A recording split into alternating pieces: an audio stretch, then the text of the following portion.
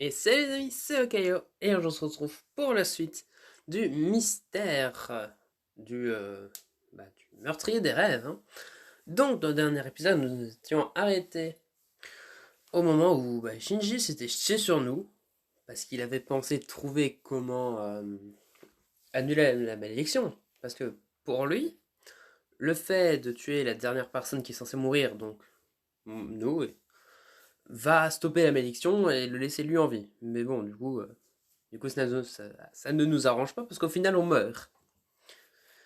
Et Katsuya est aussi mort d'ailleurs, parce que je vous le rappelle que dans l'ordre des choses, Ishika avait pris possession du corps de Shiharu, puis quand on a réussi à convaincre Ishika de lâcher Shiharu, enfin de lâcher son emprise sur Shiharu, Shiharu, quand elle a repris conscience, elle nous a parlé d'une fille qui s'appelait Ishaki Shiaki Shiaki, je crois. Et que du coup, cette fille, on semblait s'en souvenir, parce que je sais plus pourquoi, probablement parce que c'était aussi une amie d'enfance. Puis on a entendu quelqu'un crier, on est allé voir. Shinatsu était rentrée parce qu'on prenait trop de temps, ou je ne sais plus pourquoi. Mais elle est rentrée. Elle a découvert Katsuya mort. Bah, je l'ai du coup, vu que c'était son arrêt. Et après, Shinji s'est jeté sur nous. Donc, je suppose que les deux sœurs vont nous aider. Parce que ce sera bête qu'on meure, hein. Ça ne servirait pas à grand chose. Pris de panique, je tente de repousser Shinji de moi, mais il est trop fort. Je griffe la main autour de ma gorge pour essayer de me libérer. Je n'arrive pas à voir qu'il est si long. Shinji, arrête. Elle leur percute par derrière et tente de le repousser, mais il lui met un coup de coude dans l'estomac qui la repousse. Je tente d'utiliser la distraction pour me libérer, mais il resserre à nouveau son étreinte. Papa, pas respirer. Arrête, lâche-le. Nathan. Elle titube avec sa béquille, mais je peux voir qu'il n'y a rien qu'elle pourra faire. Elle lui sait, si Shiro ne peut pas l'arrêter, alors elle ne pourra certainement pas. Mon cœur s'emballe, l'obscurité envahit mon champ de vision, tout se trouble. Comme si j'étais dans un long tunnel, j'entends des cris. Des bruits étouffés, des cris, une forme floue apparaît derrière Shinji. Qui? La pression autour de mon cou se relâche brusquement et Shinji tombe à côté de moi. Je roule sur le côté en tentant de rebondir de mon souple. Manquant de m'étouffer alors je force l'air à entrer dans mes poumons douloureux. Puis j'élève la tête et vois Shifuyo se tenant au-dessus de Shinji, les yeux écarquillés. Dans ses mains, elle tient un vase lourd qu'elle a dû utiliser pour frapper à la tête. Est-ce que ça va? Mieux maintenant. Je me lève péniblement. Ma voix est rauque et j'ai du mal à parler. Merci. J'ai entendu des cris, donc je suis venu voir ce qui se passait. Tu as bien fait. Il allait tuer Nathan. Il faut que nous sortions d'ici. Nous pouvons nous regrouper et tenter de trouver des indices dans le manoir une autre fois. Allons-y. Elle est Shinatsu et nous dirigeons tous les quatre vers la porte. Puis je regarde en arrière et hésite.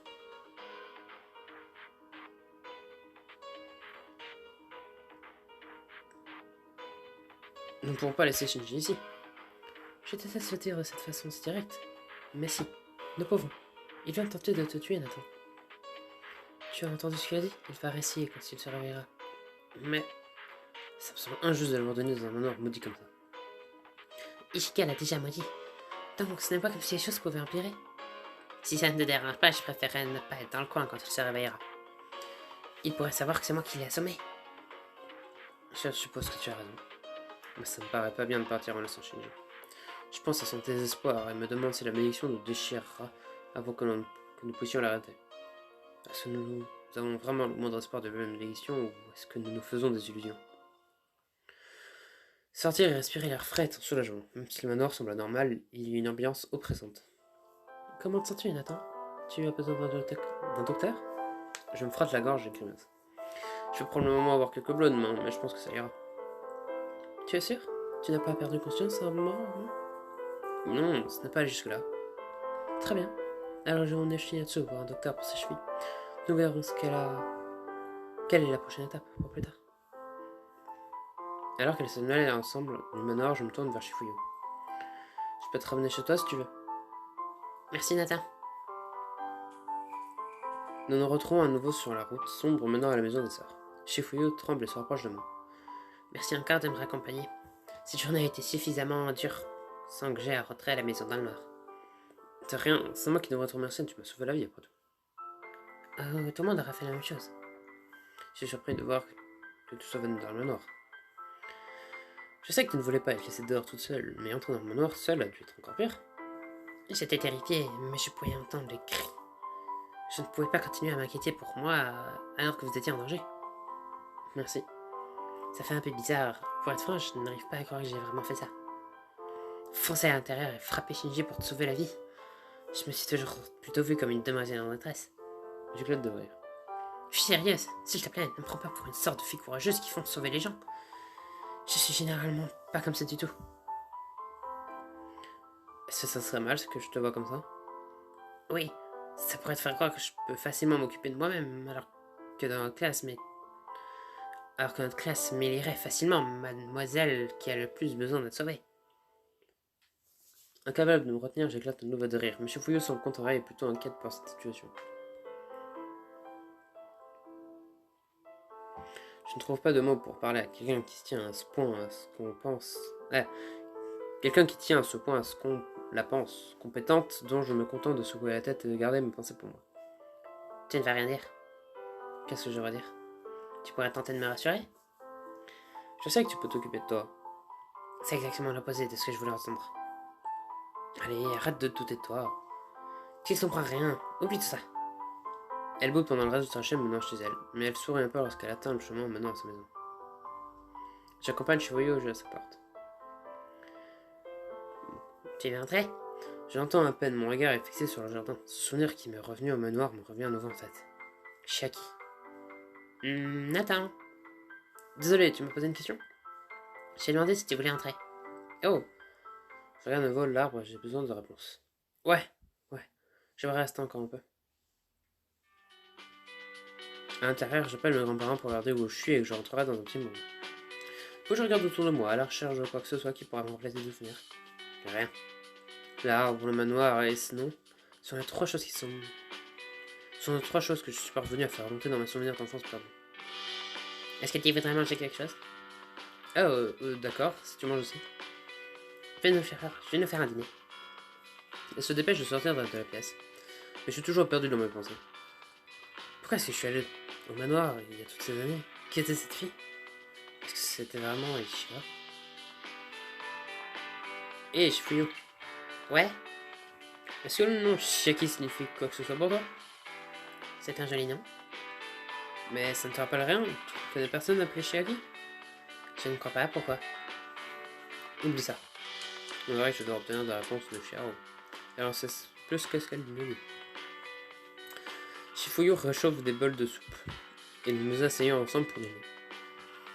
J'ai plus faim que je ne l'ai réalisé après tout le temps que nous avons passé au manoir. Qu'est-ce que tu en penses? C'est bon? C'est délicieux. Tu devrais venir plus souvent. Je suis une bonne cuisinière, tu sais. Je pourrais te préparer plein de bons petits plats. Je cuisinerai quelque chose la prochaine fois. Hein, tu sais cuisiner, attends. N'aie pas l'air si surprise, je me débrouille en cuisine. Hé, dans ce cas, je suis impatiente de voir ce que tu sais faire. Qu'est-ce que tu vas me préparer? De la soupe? Un gâteau? Une recette exotique dont je n'ai jamais entendu parler? Ne nous en parlons pas. Que je sache, je suis impatiente. J'entends le son d'une porte qui s'ouvre dans l'autre pièce. C'est sûrement Shiro et Shinatsu. Je vais aller leur dire que tu es là. Il y a plein de soupe si elle l'appelle. Si elle les envers. À ma grande surprise, lorsque je rentre dans le salon, il n'y a que Shinatsu. Où est Shiro? Une fois que nous avons fini avec le docteur, elle a dit qu'elle voulait passer un peu de temps seule. Elle semblait contrariée par quelque chose, je suppose que c'est tout ce qui s'est passé aujourd'hui. Alors, est-ce qu'elle sait qu'à propos d'Ishika lui pèse? Shinatsu boit jusqu'au canapé et s'assoit avant de poser sa cheville blessée sur l'un des oreillers. Pfiou! Comment est-ce que tu te sens? Pas mal. Il faut que je me repose et n'utilise pas mon pied pendant un moment par contre. Le docteur a dit que ça ne devrait pas être trop long, tant que je n'empire pas la musique. Content d'entendre ça. Après, si je ne peux pas me déplacer, par contre, je suppose que c'est ici que quelqu'un va devoir m'aider à s'occuper de moi. Elle me regarde avec un sourire qui dit: Shinatsu a besoin de l'aide, et que ça suffit, faut les que de refaire. Je vais aller chercher tout ça. Oh, d'accord. Shiro est toujours dehors, mais Shinatsu est rentrée. Et elle est censée rester assise, tu pourrais l'aider? Oh, bien sûr, je vais aller chercher de la soupe. Super. Chifoyer arrive avec de la soupe, elle l'aidera avec tout ce dont tu pourras avoir besoin. Oh, merci. Elle semble un peu déçue, mais je suppose que c'est compréhensible. Toutes les choses horribles qui se sont passées aujourd'hui. Hé, Shinatsu, est-ce que le nom Chia qui te dit quoi que ce soit Eh bien, c'est peu prometteur que lorsque j'ai posé la question à Shifuyu. Ce nom semble familier, mais je ne sais pas pourquoi. Oh, désolé. Ce n'est rien. Demain, j'irai chercher Shiharu et lui poser la question. Cette nuit, je me retrouve à nouveau dans le bus. Non, non. Il ne reste qu'un seul passager avec moi. Shinji n'a pas une expression neutre comme lors des précédents trajets, mais plutôt un air désespéré. Prochain arrêt, désintégré. Oh non. Le bus s'avance encore un peu et puis s'arrête. Je regarde paralysé alors que la porte du bus s'ouvre et que le lapin monte à l'intérieur. Il se dirige tout droit vers Shinji. Non, va-t'en, t'approches pas de moi, va-t'en. Malgré ses tentatives pour se défendre, le lapin prend le dessus et le tire au centre du bus. Quoi maintenant? Je ne veux même pas regarder. Regarde, je ne peux pas tourner la tête.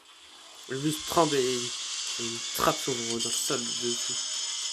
De larges rouages se frottent l'un contre l'autre à une vitesse incroyable. Ça n'a aucun sens. Non, non.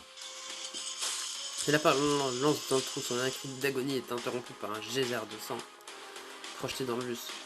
Ah, je tremble, pas pour m'arrêter. Le lapin me regarde pendant un instant et je pourrais jurer qu'il sourit. Puis il se dirige vers l'avant et quitte le bus. Celui-ci sur ma route. Attends, pourquoi est-ce que je devrais? Je me réveille toujours à ce moment, qu'est-ce que c'est? Ah, par contre, ouais, bon, le bus s'arrête. Non, non, laisse mon tour. Mais le chauffeur n'aurait dit rien. Et la porte du bus s'ouvre. Shiharu, Shifuyu et Shinatsu montent à bord du bus. Shinji est mort et il y a précédemment les 3 sœurs ont été maudites. Ma mort et la prochaine, elles ne seront pas loin derrière moi. Ça veut dire, si nous allons loin dans ma malédiction, qu'est-ce que Shiharu sait sur Ishika? Je découvrirai dans le prochain chapitre.